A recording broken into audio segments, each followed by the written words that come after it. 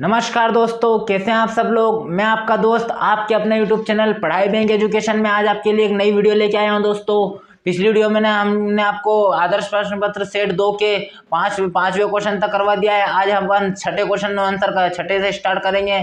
सारे question answer करवाऊंगा मैं आज आपको। आज की वीडियो थोड़ी लंबी हो जाएगी दोस्तों। आज हम सभी क्वेश्चन आंसर के हल करेंगे और एकदम बारीकी से मैं आपको समझाऊंगा। हम लोग परीक्षा अध्ययन 2023 की कर रहे हैं दोस्तों, जो कि नया बैच है। ब्लूप्रिंट पर नई ब्लूप्रिंट पर आधारित है। ये 2023 की बुक के देख लीजिए आप लोग। इसका हम आदर्श प्रश्न पत्र सेट 2 करेंगे आज। सेट 2 के छठे प्रश्न से स्टार्ट करेंगे दोस्तों। बाकी क्वेश्चन आंसर को वीडियो का लिंक मैं डिस्क्रिप्शन में दे दिया, आप वो जाके देख लीजिए। तो चलिए दोस्तों वीडियो शुरू करते हैं। वीडियो अच्छा लगे तो वीडियो को लाइक कर दीजिएगा दोस्तों। मैं आपको एक एक क्वेश्चन आंसर एकदम बारीकी से समझाऊंगा और एक एक क्वेश्चन आंसर आपको एकदम बारीकी से पढ़ाऊंगा अपनी मोबाइल स्क्रीन पर, ना कि आपको समझ में ना आए तो मुझे। चलिए दोस्तों वीडियो शुरू करते हैं।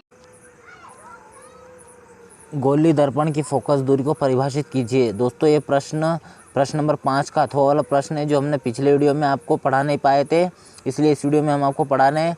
इस वीडियो में तो हम प्रश्न 6 से स्टार्ट करेंगे। पिछले वीडियो का क्वेश्चन है, इसको भी हम करवा रहे हैं इस वीडियो में उत्तर। गोली दर्पण की फोकस दूरी गोली दर्पण की फोकस की उसके ध्रुव से उसकी दूरी उस गोली दर्पण की फोकस दूरी कहलाती है। अब प्रश्न नंबर 6 है दोस्तों, उस लेंस की फोकस दूरी ज्ञात कीजिए जिसकी क्षमता 2.0 डी है। यह किस प्रकार का लेंस है?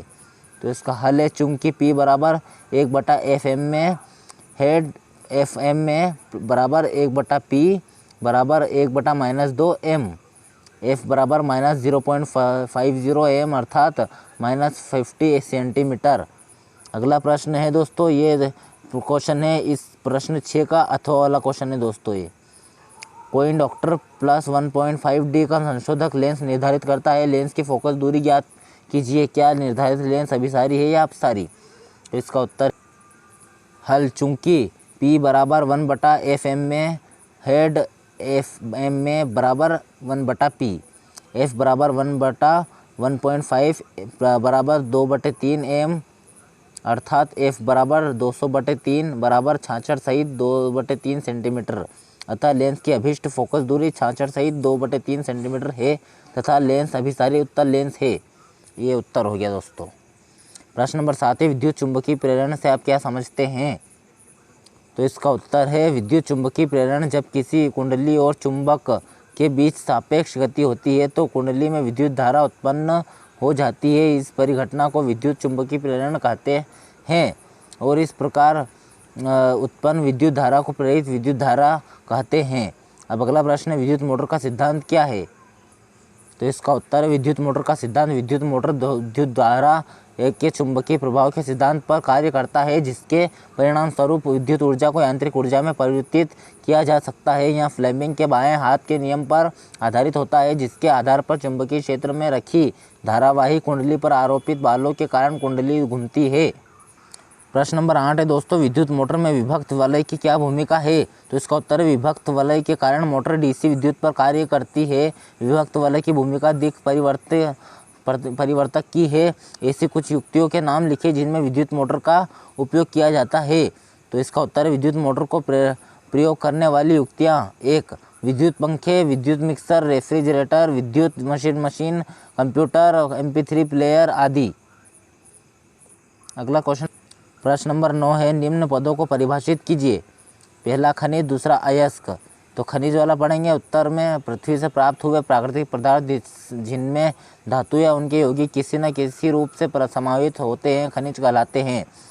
अयस्क ऐसे खनिज जिनके धातुओं का आसानी से तथा लाभदायक तरीके से निष्कर्षण किया जा सकता है, अयस्क कहलाते हैं।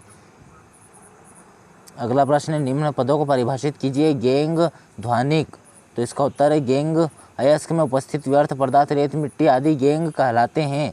ध्वनिक वे धातुएं किसी कठोर सतह से टकराती है तो वे ध्वनि करती है, उन धातुओं को ध्वनिक कहते हैं। प्रश्न नंबर 10 है, जनन क्यों आवश्यक है? तो इसका उत्तर है, जनन के कारण जीवन की निरंतरता बनी रहती है। जनन में जीव लगभग अपने जैसे जीवों को जन्म देता है। इस कारण उस स्पीशीज की संख्या बढ़ती जाती है। अनुकूल विभिन्नताओं का एक ही पीढ़ी से दूसरी पीढ़ी तक संवहन जनन द्वारा ही संभव है। जनन का विकास में भी योगदान है। जनन किसी स्पीशीज की समष्टि का संरक्षण कर उसके स्थायित्व में सहायक है। उक्त कारणों के कारण ही जनन आवश्यक है। अगला प्रश्न है, दीर्घखंड बहुखंड ने किस प्रकार भिन्न है? दीर्घखंड बहुखंड से किस प्रकार भिन्न है? तो इसका उत्तर है, द्विखंड में एक कोशिका प्रायः दो समान भागों में विभक्त होकर दो जीवों को एक साथ जन्म देती है, जबकि बहुविखंडन में एक कोशिका अनेक संतति कोशिकाओं में एक साथ विखंडित होकर अनेक जीवों को एक साथ जन्म देती है। प्रश्न नंबर 11, गुणसूत्र किसे कहते हैं? तो इसका उत्तर है, गुणसूत्र सभी यूकेरियोटिक कोशिकाओं के केंद्रक में स्थित लंबी धागेनुमा पतली संरचनाएं, जिनका आनुवंशिक पदार्थ कोशिका द्रव्य में स्वतंत्र रूप से न रहकर केंद्रक में कुछ विशिष्ट संरचनाओं के रूप में व्यवस्थित होते हैं, गुणसूत्र कहलाते हैं। अथवा जीन्स को वहन करने वाले वे व्यक्तित्व जीवद्रव्य इकाइयाँ सम्मिलित रूप से उत्तरोत्तर कोशिका विभाजन द्वारा द्विगुणी करती है तथा उस अपने व्यक्तित्व एवं कार्यकी को बनाए रखती है, गुणसूत्र कहलाती है। अगला प्रश्न पढ़ेंगे दोस्तों, आनुवंशिक अभिन्नताएं किन्हें कहते हैं? तो इसका उत्तर है, आनुवंशिक अभिन्नताएं जो अभिन्नताएं पीढ़ी दर पीढ़ी स्थानांतरित होती है, आनुवंशिक विभिन्नताएं कहलाती है। प्रश्न नंबर 12, विभवांतर किसे कहते हैं? इसका मात्रक लिखिए। तो इसका उत्तर है, विभवांतर विद्युत क्षेत्र में एकांक धर्वेश को एक स्थान से दूसरे स्थान तक लाने में जो कार्य किया जाता है, दोनों बिंदुओं के बीच विभवांतर कहलाता है। अर्थात विभवांतर V बराबर किया गया कार्य W बटे आवेश Q, इसका मात्रक वोल्ट है। अगला प्रश्न है, 1 वोल्ट विभव से क्या समझते हो? तो इसका उत्तर है, 1 वोल्ट विभव एकांक धनावेश को अनंत से विद्युत क्षेत्र के किसी बिंदु तक लाने में यदि 1 जूल कार्य करना पड़ता है तो विद्युत क्षेत्र के उस बिंदु पर विभव का मान 1 वोल्ट होगा। प्रश्न नंबर 13 है, ग्लोबल वार्मिंग को क्या समझाइए? तो इसका उत्तर है, ग्लोबल वार्मिंग की व्याख्या मनुष्य के क्रियाकलापों से वायुमंडल में ग्रीन हाउस गैसों की मात्रा में वृद्धि हो रही है। ये गैसें कंबल का कार्य करती है तथा ग्रीन हाउस के प्रभाव के कारण ये सूर्य के प्रकाश की ऊष्मा को पृथ्वी पर आने देती है, लेकिन पृथ्वी की ऊष्मा को अंतरिक्ष में नहीं जाने देती। जो ग्रीन हाउस गैसों की मात्रा में वृद्धि होती जा रही है, त्यों पृथ्वी पर ऊष्मा की मात्रा में वृद्धि होती जा रही है। इसके वैश्विक ताप में भी वृद्धि होती जा रही है। इस तरह ग्लोबल वार्मिंग की समस्या खड़ी हो रही है। इससे पृथ्वी का सामान्य ताप पहले से काफ़ी बढ़ गया है। अगला प्रश्न है, खाद्य जाल आहार जाल किसे कहते हैं? तो इसका उत्तर है, आहार जाल खाद्य जाल जब अनेक खाद्य श्रृंखलाएं परस्पर मिलकर एक जटिल पथ बनाती है तो एक जाल सा बनता है, जिसे आहार जाल खाद्य जाल कहते हैं। अगला प्रश्न नंबर 14, संयोजन अभिक्रिया को उदाहरण देकर समझाइए। तो इसका उत्तर है, संयोजन अभिक्रियाएं वे रासायनिक अभिक्रियाएं जिनमें 2 या 2 से अधिक तत्व या यौगिक संयुक्त होकर एकल उत्पाद बनाते हैं, संयोजन अभिक्रिया कहलाती है। उदाहरण है NH3G plus HClG head NH4ClG। अगला प्रश्न है, अपघटन या वियोजन से आप क्या समझते हैं? उदाहरण दीजिए। तो इसका उत्तर है, अपघटन या वियोजन वे रासायनिक अभिक्रियाएं जिनमें एक अभिकारक टूटकर 2 या 2 से अधिक छोटे उत्पादों में विखंडित होता है, अपघटन या वियोजन अभिक्रियाएं कहलाती है। उदाहरण है 2KClO3S हेड ऊष्मा 2KCl सोडियम प्लस, ये सोडियम का सूत्र है दोस्तों, प्लस 3O2G, ये गैस, G का मतलब गैस, S का मतलब सोडियम, ये सोडियम। प्रश्न नंबर 15, स्टीरीकरण अभिक्रियाएं किन्हें कहते हैं? तो इसका उत्तर है, स्टीरीकरण अभिक्रियाएं कार्बनिक अम्ल एवं एल्कोहल भी अभिक्रिया के फलस्वरूप जल के अतिरिक्त बनने वाले पदार्थ एस्टर कहलाते हैं तथा उनके बनने की यह अभिक्रियाएं स्टीरीकरण अभिक्रियाएं कहलाती है। अगला प्रश्न है, किण्वन से आप क्या समझते हैं? तो इसका उत्तर है, किण्वन एंजाइम की उपस्थिति में होने वाली जैव रासायनिक अभिक्रियाएं किण्वन कहलाती है। प्रश्न नंबर 16 है, गार्ड सेल किस प्रकार पर्णरंध्रों को खोलने और बंद करने की प्रक्रिया को नियंत्रित करते हैं? तो इसका उत्तर है जल के अवशोषण से गाढ़ सेल के फूलने के कारण पर्णरंध्र खुल जाते हैं और जल निष्कासन से गाढ़ सेल के सिकुड़ने के कारण पर्णरंध्र बंद हो जाते हैं। इस प्रकार गाढ़ सेल पर्णरंध्रों को खोलना एवं बंद करने की प्रक्रिया को नियंत्रित करते हैं। पाचन एंजाइम का क्या कार्य है? इसका उत्तर है पाचन एंजाइम झट्टी कार्बनिक पदार्थों को सरल पदार्थों में परिवर्तित करने में सहायक होते हैं। ये हाइड्रेट्स को ग्लूकोज में, वसा को वंशीय अम्लों में तथा प्रोटीन को अमीनो अम्लों में परिवर्तित करके भोजन का पाचन करते हैं। प्रश्न नंबर 17 है निम्नलिखित क्रियाओं में अपचायक पहचानिए। A 4NHA3 plus 5O2 head 4NO plus 6H2O। B वाला है H2O plus F head HF plus HOF।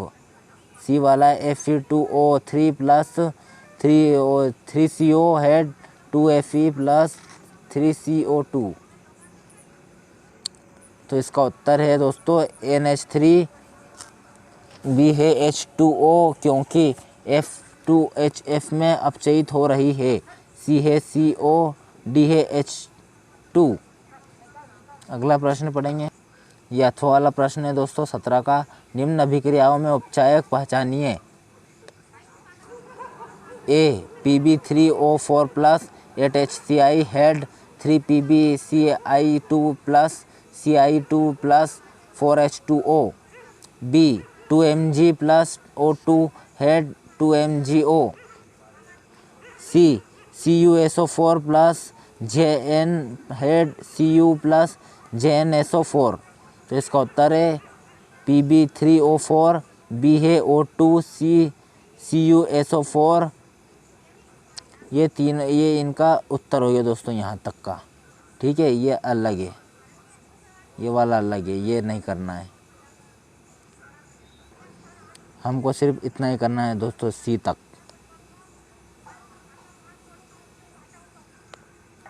प्रश्न नंबर 18 मनुष्य के मस्तिष्क का नामांकित चित्र बनाइए। तो इसका चित्र आपको बता देते हैं। उत्तर मनुष्य के मस्तिष्क का नामांकित चित्र। ये दोस्तों चित्र है, आप भी बना लीजिएगा। इसको बनाने की कोशिश करिएगा अपनी बुक में, अपनी कॉपी में।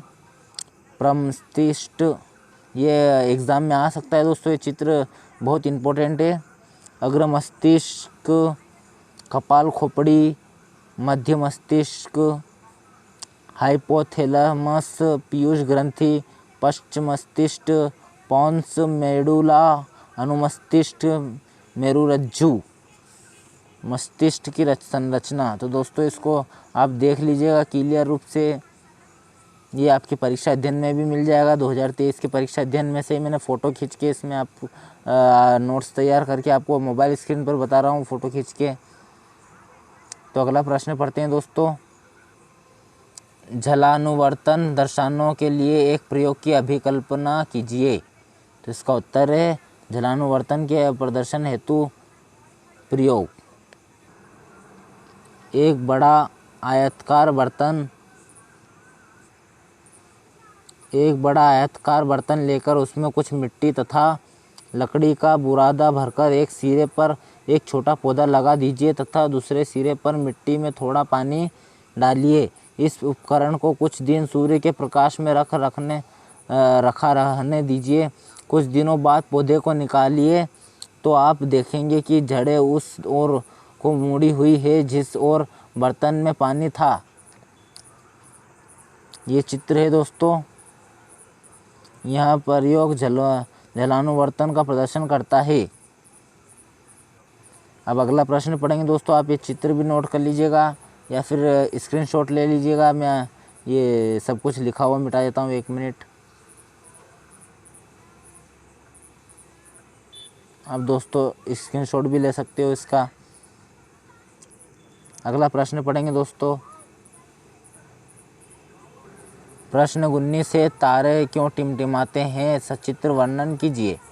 तो इसका उत्तर है तारे पृथ्वी से बहुत अधिक दूरी पर स्थित है, अतः तारों से चलने वाले प्रकाश को वायुमंडल की विभिन्न परतों को पार करना पड़ता है। इन परतों का घनत्व बदलने रहने से इनकी घनता भी बदलती रहती है। किसी विशेष तारे से आने वाली प्रकाश की किरणें इन विभिन्न परतों से अपवर्तित होकर हमारी आँखों में आती है। परतों के बदलते रहने से तारे प्रतिबिंब की स्थिति में बदलती हुई प्रतीत होती है, इसलिए तारे टिमटिमाते हैं। तारे की आभासी स्थिति, तारा किरण का मार्ग, बढ़ता हुआ अपवर्तनांक। ये चित्र है दोस्तों, आप इसका स्क्रीनशॉट ले लीजिएगा। मैं मिटा देता हूँ दोस्तों, अब इसका स्क्रीनशॉट ले लीजिए आप। अगला क्वेश्चन पढ़ते हैं। प्रश्न 20 है ये अथवा है दोस्तों, कांच के प्रिज्म द्वारा श्वेत प्रकाश के विक्षेपण का चित्र बनाइए। उत्तर है, जब श्वेत प्रकाश की किरण प्रिज्म से गुजरती है तो वर्णक्रम प्राप्त होता है। चित्रानुसार सूर्य का प्रकाश एक प्रिज्म पर डालते हैं तथा प्राप्त वर्णक्रम को पर्दे पर लेते हैं तो हम देखते हैं कि वर्णक्रम में 7 रंग है। ये देखिए दोस्तों, वर्णक्रम का ये 7 रंग ये चित्र है, जिनका अनुक्रम है आधार से शीर्ष की ओर बैंगनी, वॉयलेट, जामुनी, इंडिगो, नीला, ब्लू, हरा, ग्रीन, पीला, येलो, छठा नारंगी, ऑरेंज, लाल, रेड। तो अगला क्वेश्चन पढ़ते हैं दोस्तों। प्रश्न 20 है, वृक्काणु नेफ्रॉन की रचना एवं क्रियाविधि का वर्णन कीजिए।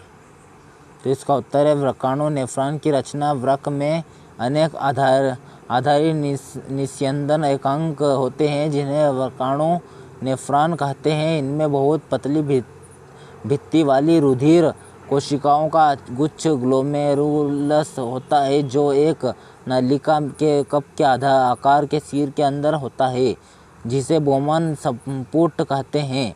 वृक्काणु नेफ्रॉन की क्रियाविधि वृक्काणु की नलिका कोशिका गुच्छे से छने हुए मूत्र, जिनमें यूरिया, यूरिक अम्ल आदि होते हैं, को एकत्रित कर लेती है।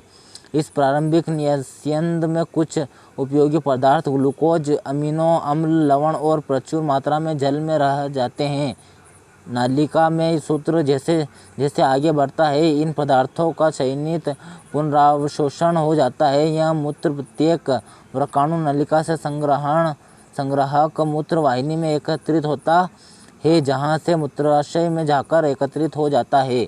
ये दोस्तों ये इसका चित्र है, ये आप इसका स्क्रीनशॉट ले लीजिएगा। अगला प्रश्न पढ़ते हैं।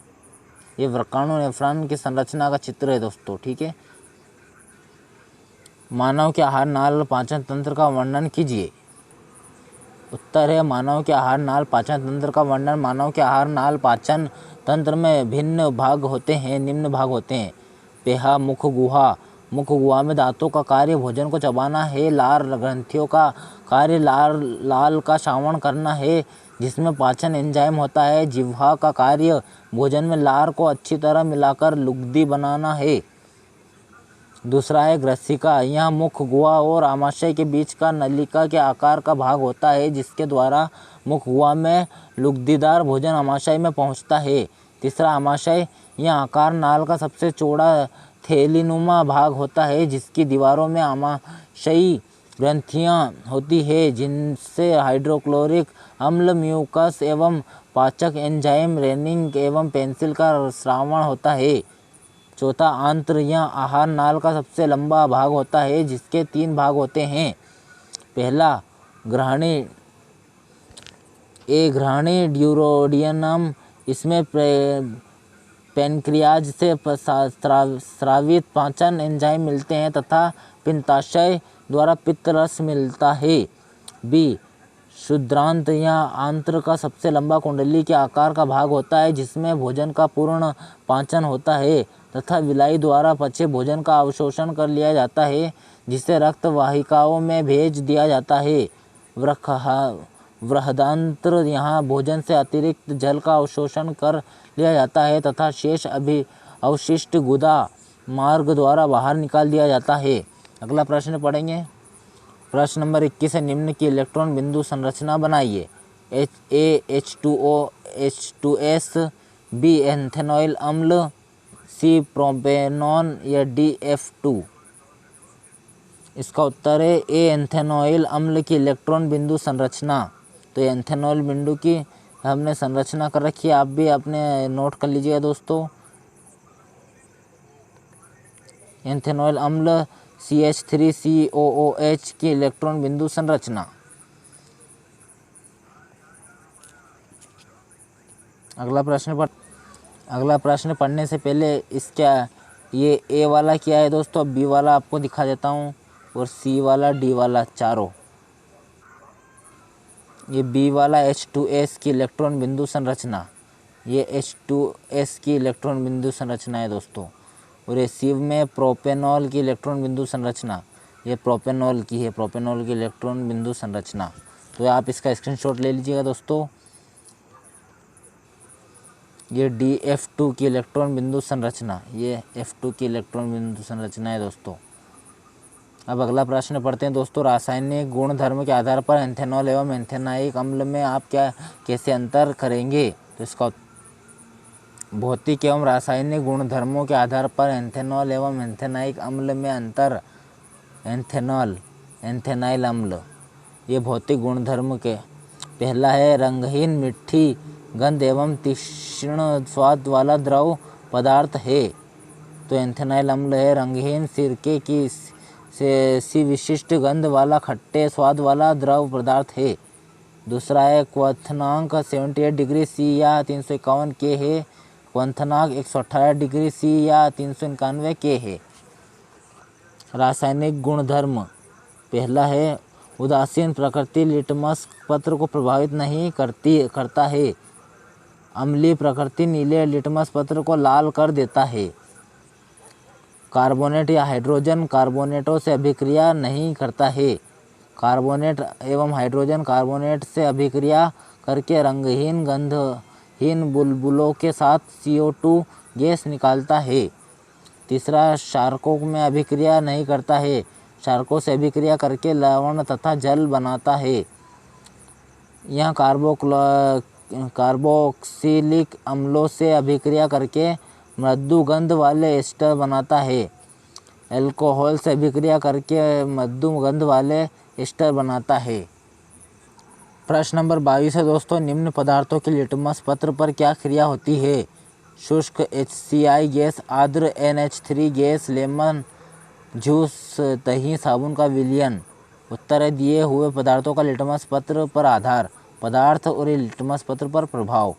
शुष्क HCl गैस, कोई प्रभाव नहीं। आर्द्र NH3 गैस लाल लिटमस को नीला कर देती है। लेमन जूस नीले लिटमस को लाल कर देता है। कार्बोनेट सॉफ्ट ड्रिंक नीले लिटमस को लाल कर देती है। दही नीले लिटमस को लाल कर देता है। साबुन का घोल लाल लिटमस को नीला कर देता है। अब इसका अथवा वाला प्रश्न है दोस्तों। प्रबल अम्ल एवं दुर्बल अम्ल से आप क्या समझते हैं? निम्न में से प्रबल अम्ल एवं दुर्बल अम्ल छाटिए। HCl साइट्रिक अम्ल, एसिटिक अम्ल, HNO3 फार्मिक अम्ल एवं H2SO4। उत्तर है इसका प्रबल अम्ल विलयन में अधिक संख्या में H+ आयन या H3O+ आयन उत्पन्न करने वाले अम्ल प्रबल अम्ल कहलाते हैं। दुर्बल अम्ल विलयन में कम संख्या में H+ आयन या H3O+ आयन उत्पन्न करने वाले अम्ल दुर्बल अम्ल कहलाते हैं। प्रबल अम्ल हाइड्रोक्लोरिक अम्ल, नाइट्रिक अम्ल एवं सल्फ्यूरिक अम्ल। दुर्बल अम्ल साइट्रिक अम्ल, एसिटिक अम्ल एवं फार्मिक अम्ल। ये यहाँ तक हो चुका है दोस्तों। हमारे सारे क्वेश्चन आंसर हो चुके हैं दोस्तों। मैंने आदर्श प्रश्न पत्र सेट के ये सेट 2 करवा दिया है आपको इस वीडियो में दोस्तों। ये सारे क्वेश्चन आंसर हमने आपको करवा दिए हैं सेट 2 के। अगर जो आपको वीडियो अच्छा लगे तो वीडियो को लाइक कर दीजिए, चैनल को सब्सक्राइब कर लीजिए दोस्तों। मैं इसके आए क्वेश्चन आंसर आपके लिए अगली वीडियो में लेके आ रहा हूँ दोस्तों। सेट 3 लेके आऊँगा दोस्तों। हर सेट में आपको 2 वीडियो में आपको दूंगा दोस्तों। और हर एक क्वेश्चन आंसर मैं आपको एकदम बारीकी से समझाऊंगा। और जो कोई भी आपको प्रॉब्लम आए तो मुझे कमेंट बॉक्स में कमेंट जरूर करें, मैं उसका आपको जवाब दूंगा कमेंट बॉक्स में भी दोस्तों। और वीडियो अच्छा लगे तो वीडियो को लाइक कर दीजिए, चैनल को सब्सक्राइब कर लीजिए और बेल आइकन को क्लिक कर लीजिए ताकि आपकी हमारी हर नोटिफिकेशन आप तक ज़रूर पहुँच जाए। तो चलिए दोस्तों, अलविदा लेते हैं। जय हिंद, जय भारत।